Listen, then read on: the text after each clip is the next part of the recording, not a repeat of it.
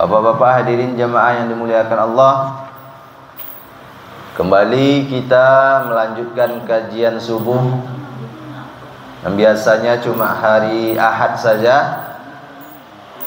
Khusus spesial di bulan Maulid ini kita kajiannya ditambah jamnya jadi hari Sabtu dan Ahad. Mumpung ustadznya gratis, jadi bisa banyak-banyak harinya. Kalau ustadznya dari luar, tidak bisa. Jadi sebelum kita lanjutkan, ingat-ingat dulu nasab Nabi Muhammad. Muhammad bin Abdullah, sama-sama. Bin Abdul Muttalib bin Hashim bin Abdul Manaf bin Qusay. Sampai hafal, tahu kita sampai Qusay, jadilah. Jadi pada pertemuan yang lalu kita sudah sampai siksaan yang diterima oleh kaum muslimin. Orang-orang yang ketahuan masuk Islam, maka mereka disiksa. Banyak macam-macamnya. Dijemur, ditindih batu besar, ada yang sampai pingsan, sampai mati pun ada. Yang mati syahid. Siapa namanya yang mati syahid? Wanita pertama mati syahid Sumayyah dan suaminya Yasir. Mati syahid pertama dalam Islam. Ya, selamat datang kepada pemuda hijrah, calon pengantin Muhammad Said Subri. Ya. Bin siapa?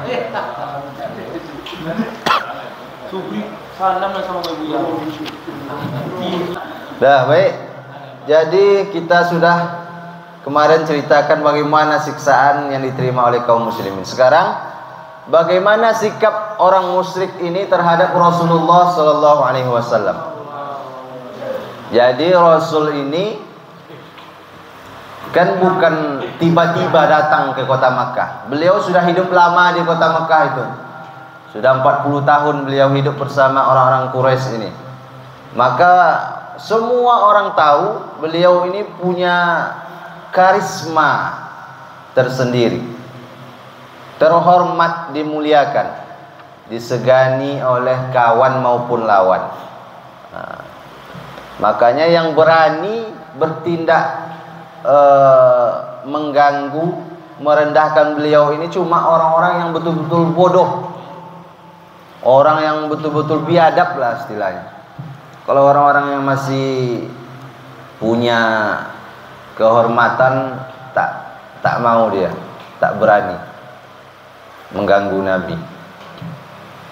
Maka disinilah mereka galau lah istilahnya.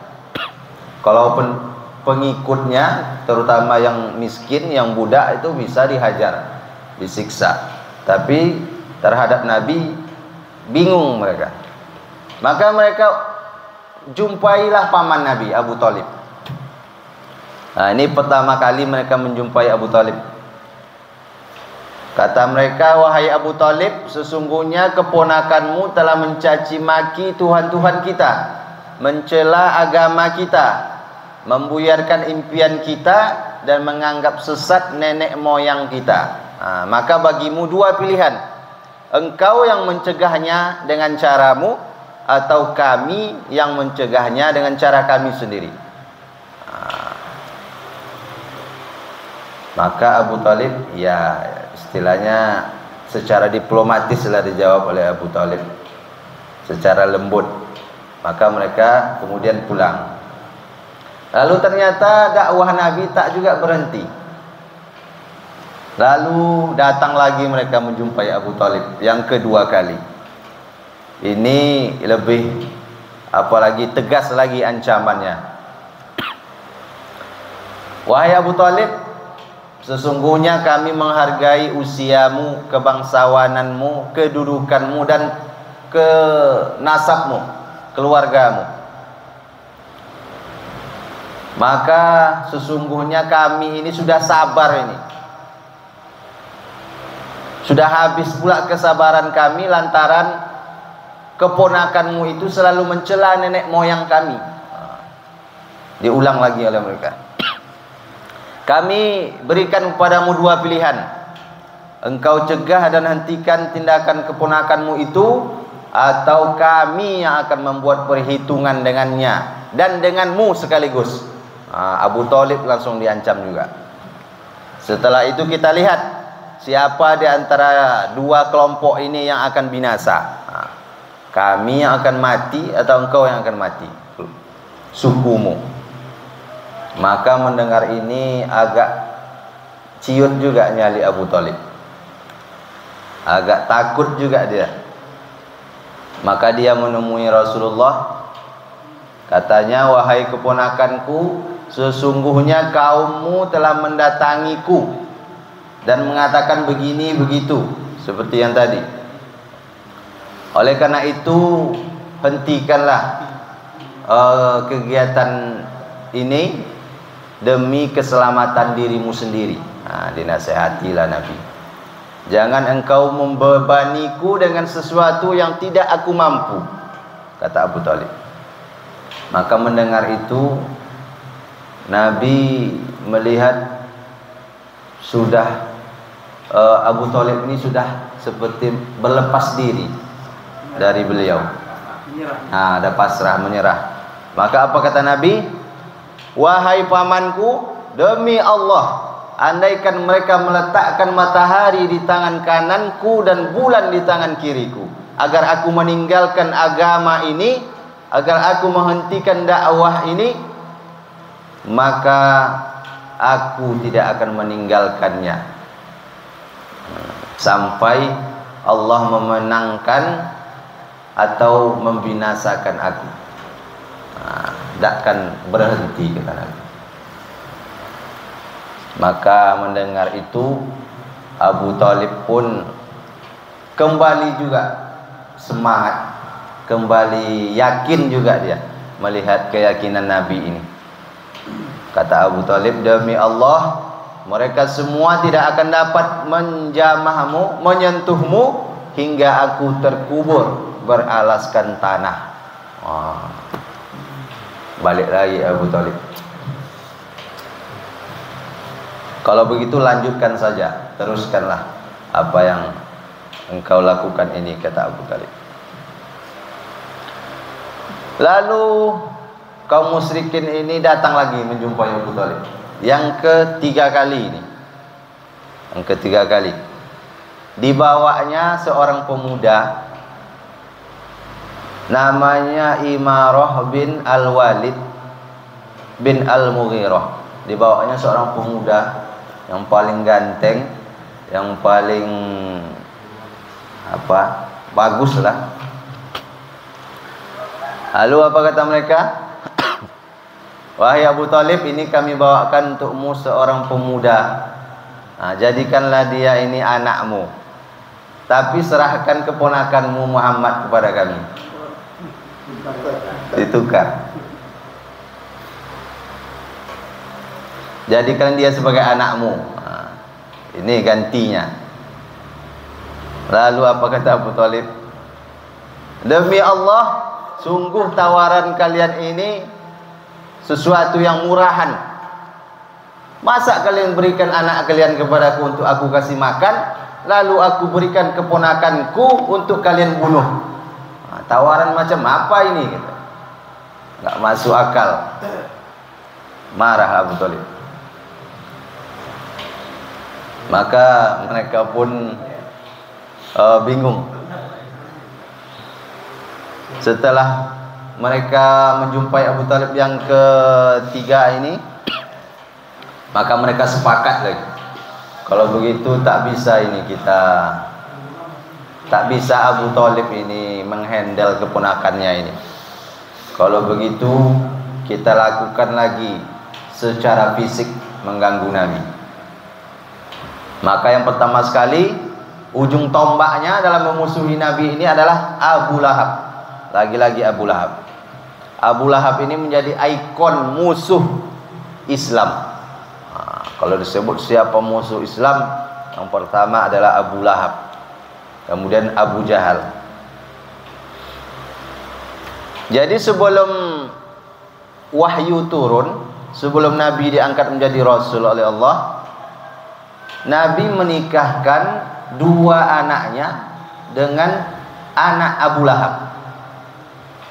Anak Abu Lahab yang bernama Utbah dan Utaibah menikah dengan anak Nabi Ruqayyah dan Ummu Kulsum. Bukan satu, dua sekaligus. Besan Nabi ini dengan Abu Lahab. Hubungan pertama paman, hubungan yang kedua besan.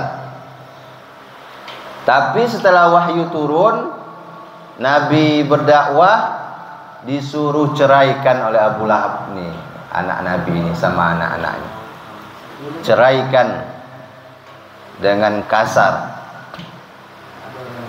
Maka diceraikanlah anak-anak Nabi, Ruqayyah dan Ummu Kulsum.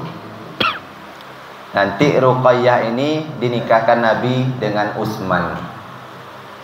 Meninggal Ruqayyah, dinikahkan lagi Ummu Kulsum dengan Utsman. Jadi dua anak Nabi yang dinikahi oleh Utsman. Lalu ketika putra Nabi Abdullah, masih ingat? Kemarin sudah kita bahas anak-anak Nabi kan? Qasim, Abdullah, yang laki-laki. Ibrahim terakhir itu. Abdullah anak yang kedua ini meninggal, maka bahagia betul Abu Lahab. Pergi dia keliling kota Makkah, dia kabarkan kepada orang-orang itu bahwa Muhammad tidak lagi punya keturunan, katanya. Bahagia betul dia.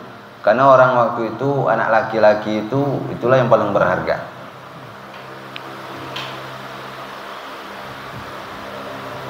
Lalu Abu Lahab juga pernah dia memukul Rasulullah dengan batu sampai kedua tumit Rasulullah berdarah. Dan tak cukup hanya dia, istrinya pun ikut. Namanya Ummu Jamil. Ummu Jamil ini bagus sebetulnya namanya. Ummu, ibu, Jamil cantik. Jamil cantik. Ibu cantik. Iya. Nama aslinya Arwa binti Harb, saudarinya Abu Sufyan. Adik-beradik istri Abu Lahab, adik-beradik sama Abu Sufyan. Dia pun ikut mengumpulkan duri, lalu ditebarkannya di jalan yang dilewati Rasul. Kadang kala itu di depan pintu rumah Nabi diserakkannya duri-duri itu. Dia juga suka menebar berita dusta dan fitnah, maka disebutkan sebagai wamra'atul ammalatal hatab, perempuan pembawa kayu bakar. Ketika turun surah Al-Lahab, tahu dia Ummu Jamil ini, naik dia pitamnya, dicarinya Nabi, mau melabrak Nabi, bawa batu dia, dibawanya batu, dicarinya Nabi. Ketika dia tahu tentang surah Al-Lahab ini,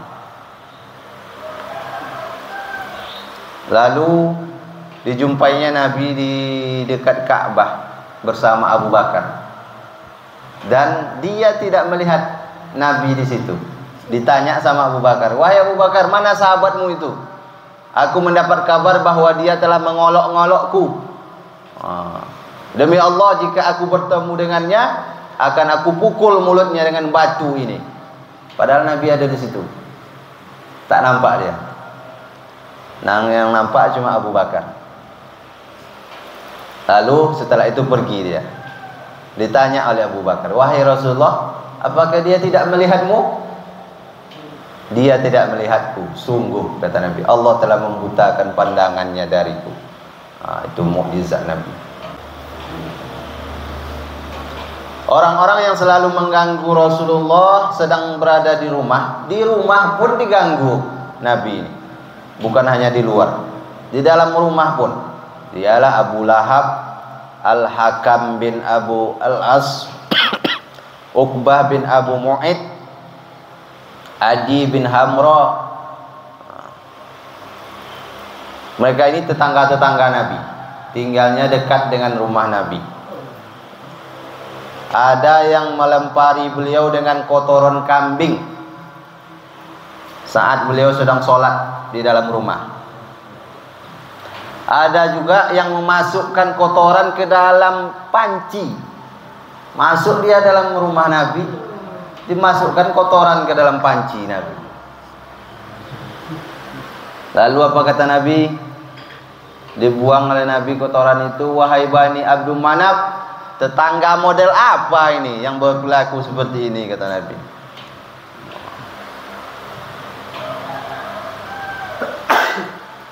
Diriwayatkan dari Abdullah bin Mas'ud, Rasulullah pernah sholat di Baitullah. Lalu Abu Jahal dan kawan-kawannya ada duduk di situ. Mereka kan biasanya ngumpulnya di sekitar Ka'bah juga. Darun Nadwah itu kan di dekat Ka'bah letaknya. Dan Nabi tidak menampakkan ya sholat Nabi di Ka'bah secara terang-terangan. Yang tak berani itu cuma sahabat. Sahabat sembunyi-sembunyi. Tapi kalau Nabi setiap hari sholat di dekat Ka'bah, siang hari. Maka ketika itu Abu Jahal CS dan kawan-kawannya duduk di dekat Ka'bah, nampak sama mereka Nabi sedang sholat. Lalu ada yang berkata, siapa di antara kalian yang berani membawa kotoran unta Bani Fulan, lalu menumpahkannya ke punggung Muhammad sedang dia sujud? Maka inilah dia orang yang paling celaka. Uqbah bin Abi Mu'id namanya. Uqbah bin Abi Mu'id. Diambilnya kotoran unta itu, lalu ketika Nabi sedang sujud, ditumpahkannya ke atas punggung Nabi. Nabi tidak bangkit, sujud aja Nabi terus sampai datang Fatimah, dibuangnya kotoran. Maka dibuang oleh Fatimah. Waktu itu Fatimah masih kecil ini, masih anak-anak. Setelah itu barulah Nabi bangkit. Lalu berdoa Nabi, ya Allah, binasakanlah suku Quraisy sebanyak 3 kali. Disebut lagi oleh Nabi namanya. Ya Allah, binasakanlah Abu Jahal, binasakan Utbah bin Rabi'ah, binasakan Syaibah bin Rabi'ah, Al-Walid bin Utbah, Umayyah bin Khalaf, dan Uqbah bin Abi Mu'id. Disebut oleh Nabi 7 orang ini. Kata Ibnu Mas'ud, demi zat yang jiwaku ada di tangannya, sungguh aku menyaksikan orang-orang yang disebut oleh Rasulullah ini dalam doanya ini tewas mengenaskan di Al-Qalib ketika perang Badar. Mati semua yang didoakan oleh Nabi.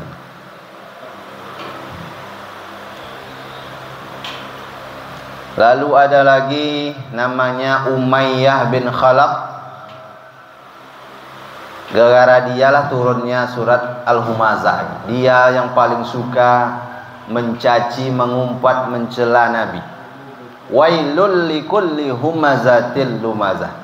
Kecelakaanlah bagi setiap pengumpat lagi pencela. Itu ayat untuk dia itu.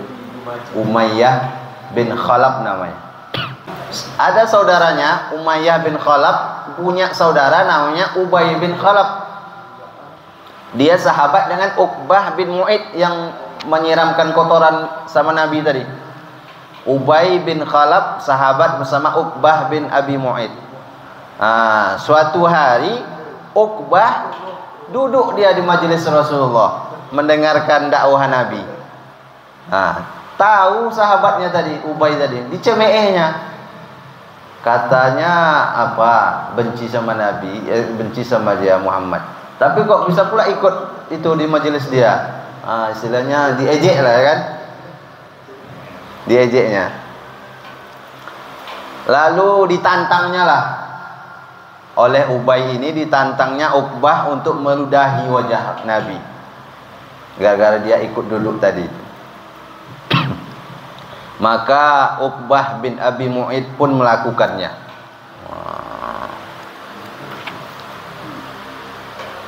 Sudah 2 kali berarti Uqbah bin Abi Mu'id. Yang pertama dia menyiramkan kotoran tadi, kemudian meludahi wajah Nabi. Lalu Ubay bin Khalaf tadi ditumbuknya tulang hingga halus, lalu ditiupkannya ke arah Rasulullah. Lalu suatu hari datang lagi Abu Jahal ke Ka'bah. Apa masih Muhammad itu apa masih melakukan sholat juga di depan hidung kalian, katanya, di depan mata kalian, apa masih berani dia sholat di sini? Tak lama setelah itu datang Nabi. Sebelumnya kata Abu Jahal, demi Lata dan Uzza, jika aku melihatnya akan aku injak-injak punggungnya. Kemudian aku benamkan mukanya ke dalam tanah. Tak lama setelah itu datang Nabi, sholat Nabi. Misalnya orang itu di sini, datang Nabi sebelah sana, sholat Nabi. Maka Abu Jahal pun bangkitlah dia, karena dia tadi sudah terlanjur, kan, sok-sok. Datanglah dia dengan sombongnya, ingin menginjak Nabi ketika sholat. Lalu setelah dekat dengan Nabi, Nabi sedang sholat, mundur lagi dia, balik lagi ke kawan-kawannya. Ditanya sama kawannya, apa yang terjadi padamu wahai Abu Hakam? Panggilannya Abu Hakam. Sungguh tiba-tiba aku melihat parit api yang menganga, nampak oleh dia neraka, dan makhluk bersayap di antara posisiku dan Muhammad. Kata Rasulullah, andaikan dia mendekat kepadaku sedikit lagi, niscaya tubuhnya akan disambar malaikat dan terkoyak satu persatu. Dijaga oleh Allah Nabi. Itulah beberapa bentuk-bentuk perlakuan mereka terhadap Nabi. Lalu apa strategi Nabi? Orang muslim sudah disiksa, ya kan? Maka strateginya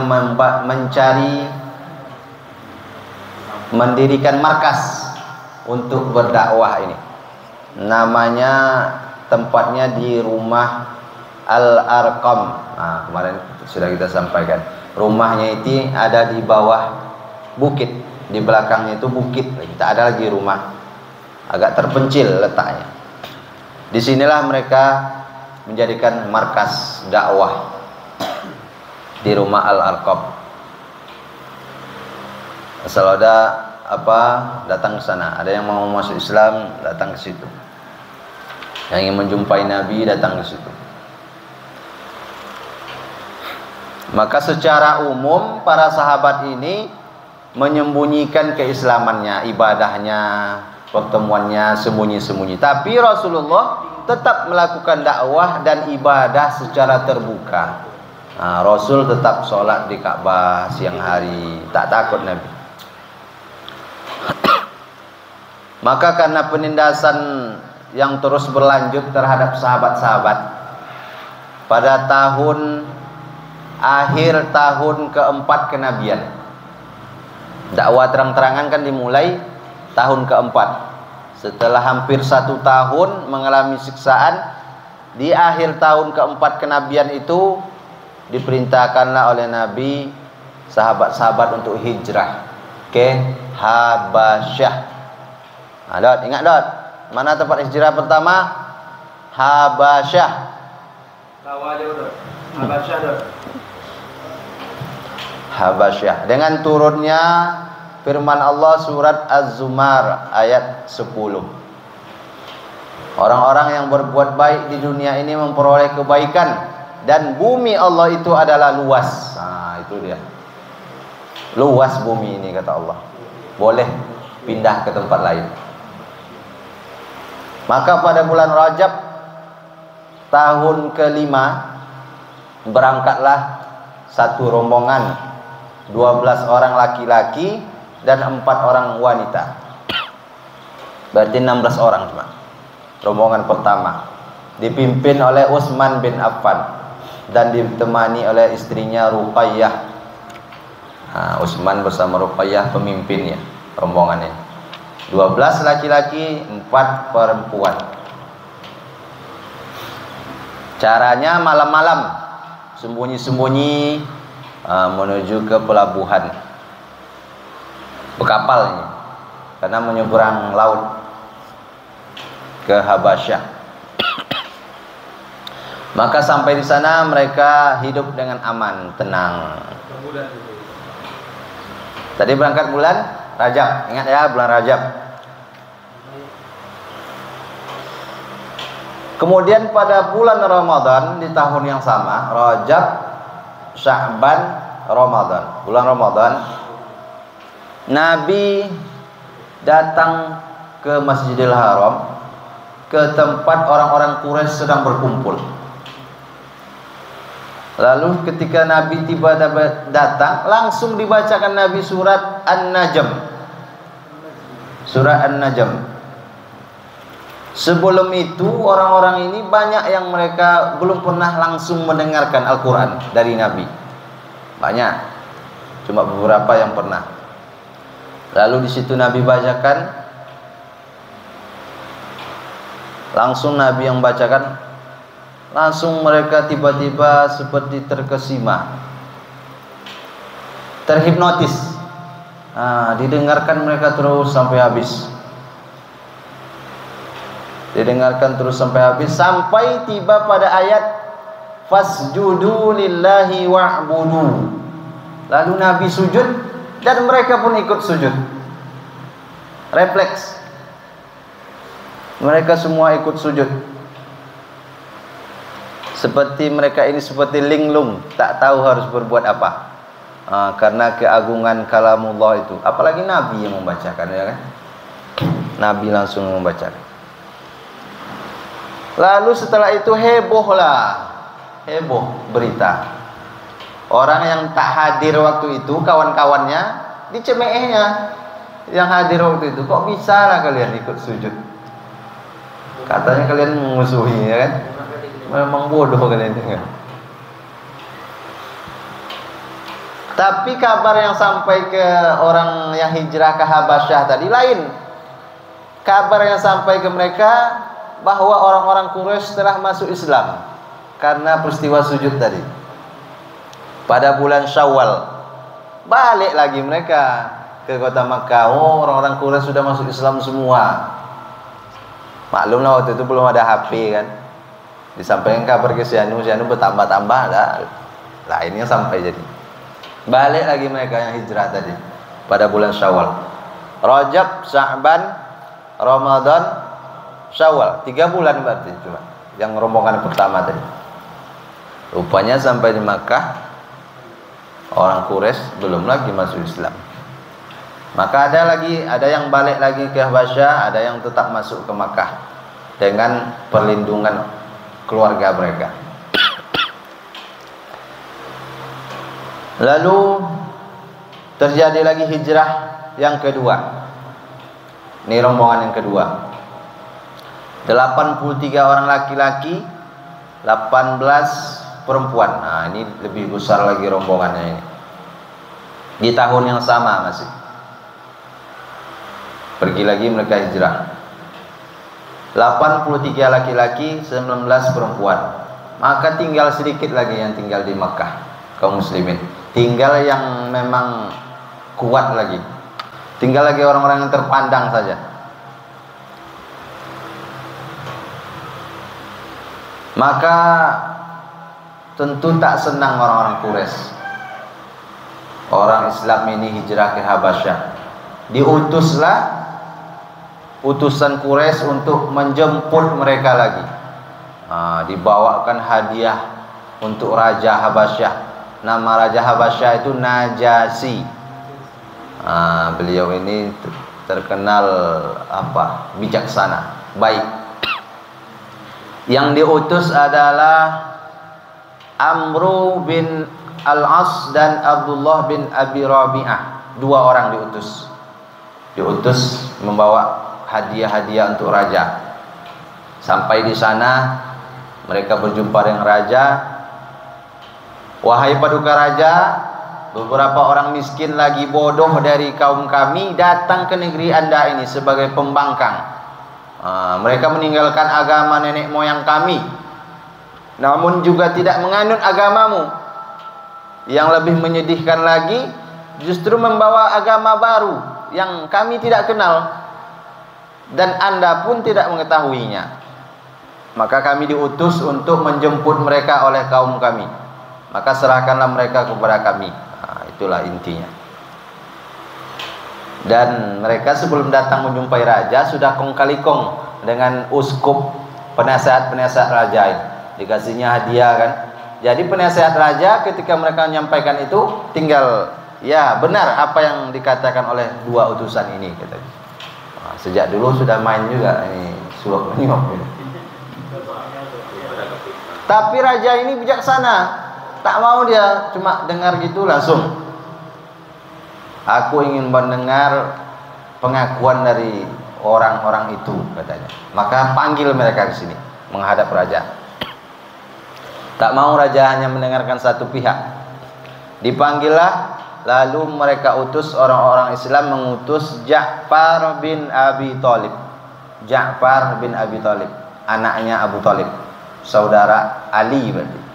Ja'far. Lalu apa kata Ja'far ketika ditanya oleh raja?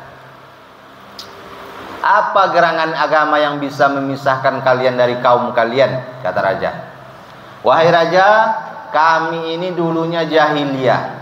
Kami biasanya menyembah berhala, memakan bangkai, melakukan perbuatan keji, memutus silaturahim, mengganggu tetangga. Disebutkanlah semuanya. Kami biasa menindas kaum yang lemah.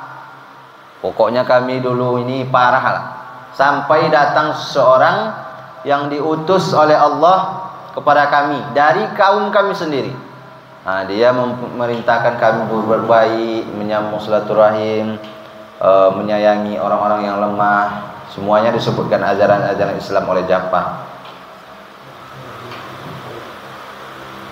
Kata Raja Najasyi, apakah ada sesuatu yang diterima olehnya yang kamu hafal? Maksudnya wahyu yang kamu hafal?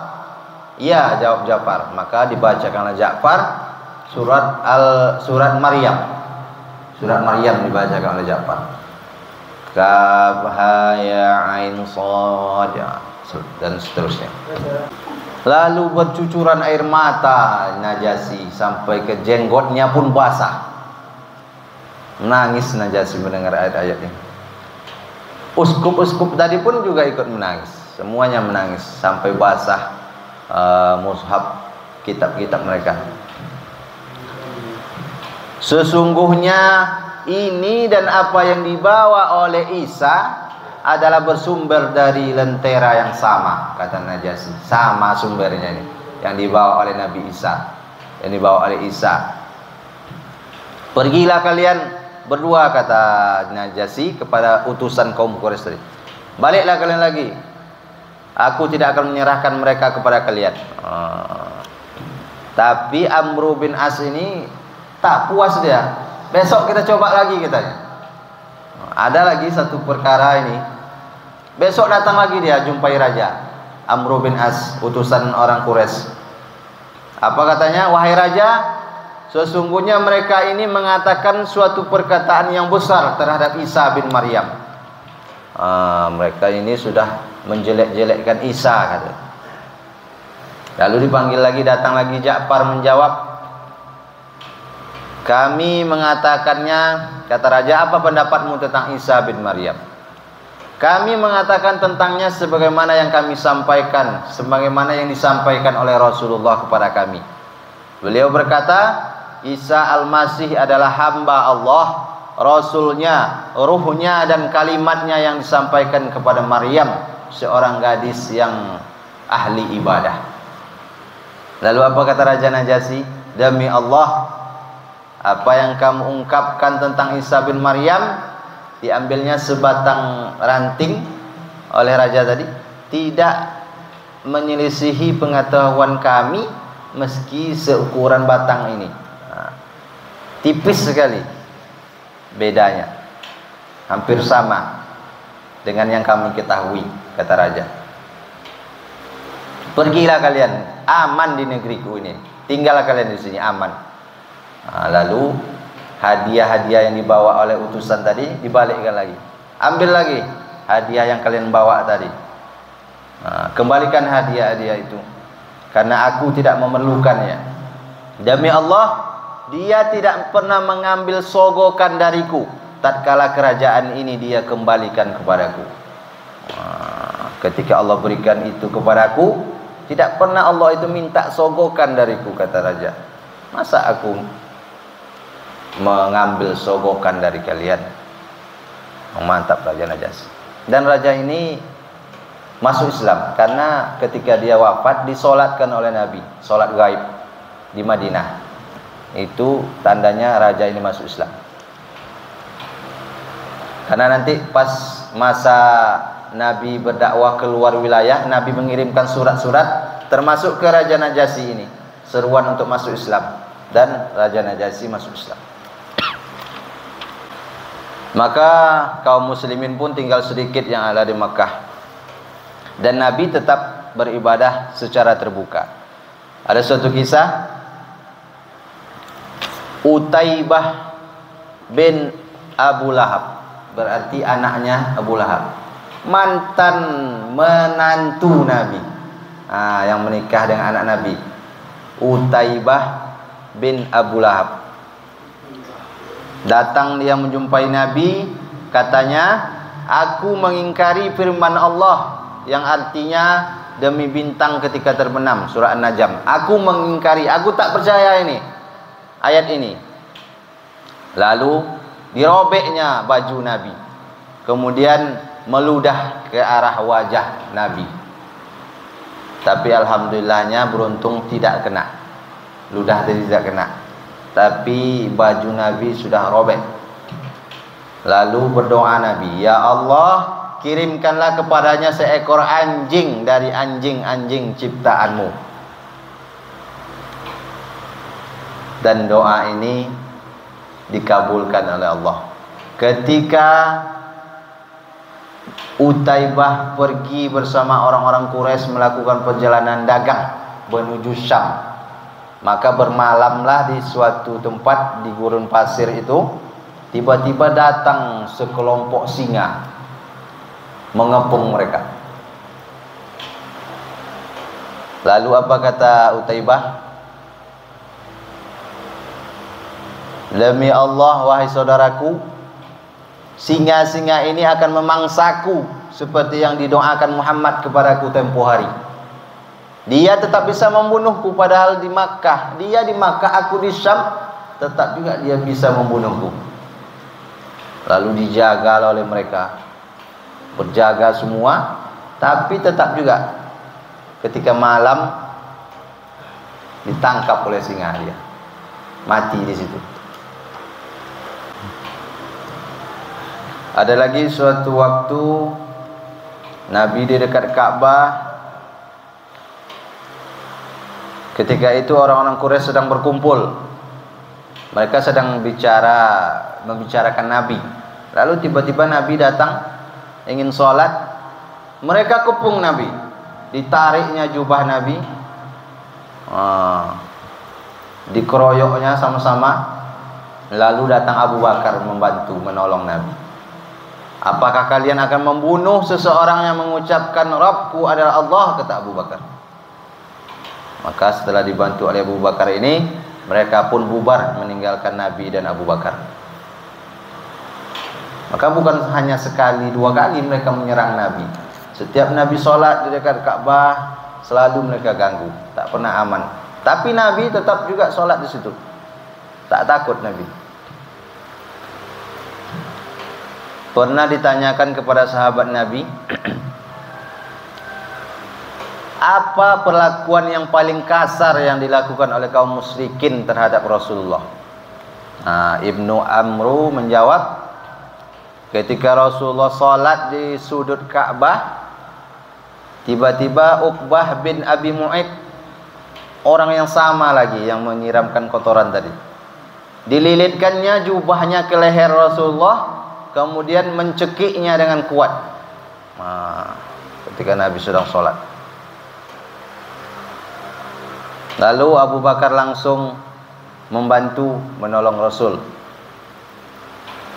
Begitu banyaknya perlakuan-perlakuan kasar mereka terhadap Nabi. Ada juga yang pernah ingin menginjak pundak Nabi ketika Nabi sedang sujud.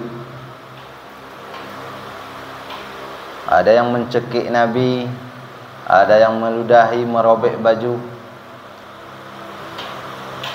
Maka kalau kita baca sejarah ini, terutama bagi orang-orang yang bergerak di bidang dakwah, inilah yang akan menguatkan kita. Karena di zaman ini, apalah perlakuan yang paling kasar yang dilakukan orang? Paling boikot, paling fitnah, ya kan? Kalau kita baca sejarah Nabi, Nabi pun malah mengalami hal-hal seperti ini secara fisiknya. Maka ini akan menguatkan kembali semangat kita dalam berdakwah. Pada tahun ke-6 kenabian, bulan Zulhijjah, akhir tahun ke-6 kenabian, bulan Zulhijjah, nampaklah seberkas cahaya yang menyinari jalan Islam. Ini dia baru mulai tahun ke-6 dengan masuk Islamnya Hamzah bin Abdul Muthalib. Selama ini dia belum masuk Islam, tapi tetap membela Nabi karena Nabi keluarganya. Tapi dengan masuk Islamnya Hamzah, makin kuat lagi Islam, karena Hamzah ini gelarnya singa Allah. Hampir-hampir sama dia dengan Umar bin Khattab ini. Kisahnya, penyebab Hamzah masuk Islam, Abu Jahal suatu hari dia berjumpa dengan Rasul, dipukulnya dengan batu di kepala Nabi oleh Abu Jahal sampai bengkak dan berdarah kepala Nabi, sampai mengalir darah. Dan kejadian ini kejadiannya di Bukit Sofa. Di Bukit Sofa ada yang melihat, saksi mata, seorang budak wanita Abdullah bin Jud'an, nampak oleh dia. Begitu Hamzah pulang dari berburu, masih di atas kuda, pas pula jumpa dia sama Hamzah, saksi mata tadi, budak perempuan tadi. Langsung dilaporkannya.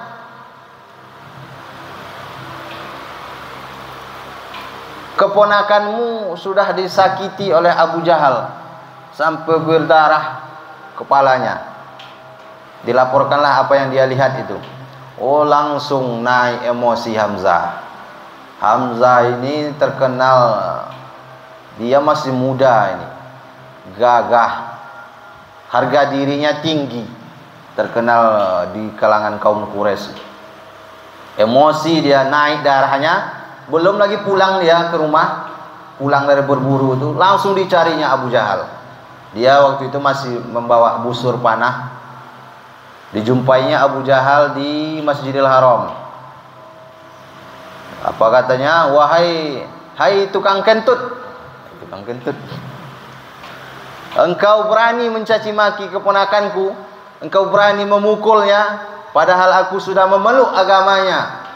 Kata Hamzah, berani kau, sementara aku sudah masuk agama dia. Kata Hamzah. Lalu dipukul Hamzah kepala Abu Jahal sama busur panah sampai berdarah juga. Melihat kejadian itu, Bani Hashim yang ada dekat situ, kaumnya Abu Jahal, ingin maju sama-sama.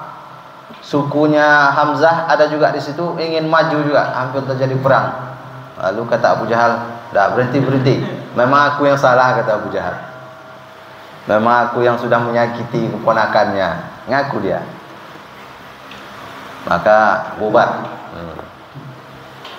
Jadi awalnya memang Hamzah masuk Islam karena apa namanya? Fanatisme harga diri. Dia keluarganya disakiti. Tak terima dia. Makanya ngaku dia masuk Islam. Tapi setelah itu Allah bukakan hidayah. Memang Allah lapangkan dadanya untuk menerima Islam ini secara sungguh-sungguh. Dengan betul-betul. Memang awalnya gara-gara itu, tapi Allah bukakan hidayah. Memang dia betul-betul masuk Islam. Kemudian nampak lagi seberkas cahaya yang lebih terang lagi dari itu, yakni dengan masuk Islamnya Umar bin Khattab pada bulan yang sama, tahun yang sama, 3 hari setelah Hamzah masuk Islamlah Umar bin Khattab. Cuma berselang 3 hari.